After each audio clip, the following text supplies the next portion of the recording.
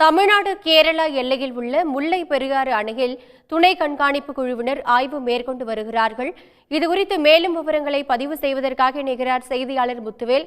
முத்துவேல், விவரம் என்ன? தமிழக கேரள எல்லைப்பகுதியில் உள்ள முல்லை பெரியாறு அணையானது கடந்த 2017ஆம் ஆண்டு 142 அடி நீர்மட்டத்தை உயர்த்திக் கொள்ளலாம் என்று உச்சநீதிமன்றம் தீர்ப்பளித்தது. இந்த தீர்ப்பின் போது உச்சநீதிமன்றம் மத்திய நீர்வள ஆணையத்தின் பொறியாளர்கள் அதிகாரிகள் தலைமையில் அணையின் நீர்மட்டத்தை உயர்த்தும் பொழுது அணையின் பராமரிப்பு பணிகளையும் மாற்றங்களையும் ஆய்வு செய்வதற்காக ஒரு முதன்மை கண்காணிப்பு குழுவை அமைத்தது. இந்த முதன்மை கண்காணிப்பு குழுவிற்கு உறுதுணையாக துணை கண்காணிப்பு குழு ஒன்று அமைக்கப்பட்டது. இந்த துணை கண்காணிப்பு குழுவில் தமிழக பிரதிநிதிகளும் கேரள பிரதிநிதிகளும் மத்திய நீர்வள ஆணையத்தின் பிரதிநிதிகளும் உள்ளனர். இந்த குழுவினர் அணையின் நீர்மட்டம் உயரும் போதும் குறையும் போதும் ஆய்வுகளை மேற்கொண்டு ஏற்படக்கூடிய மாற்றங்களை முதன்மை கண்காணிப்பு குழுவிடம் தெரிவிப்பார்கள்.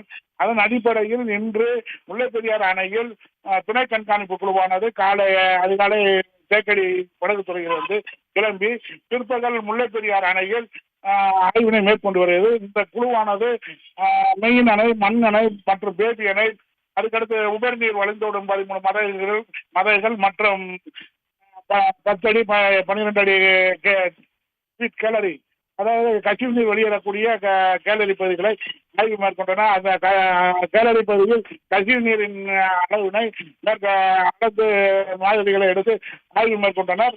இந்த ஆய்வுகளை மேற்கொண்ட துணை கண்காணிப்பு குழு இன்று மாலை குமுளியில் உள்ள துணை கண்காணிப்பு குழு அலுவலகத்தில் ஆலோசனை கூட்டம் நடத்தி அதனால் எடுக்கக்கூடிய முடிவுகள் பற்றி முதன்மை கண்காணிப்பு குழுவில் தெரிவிக்க உள்ளனர்.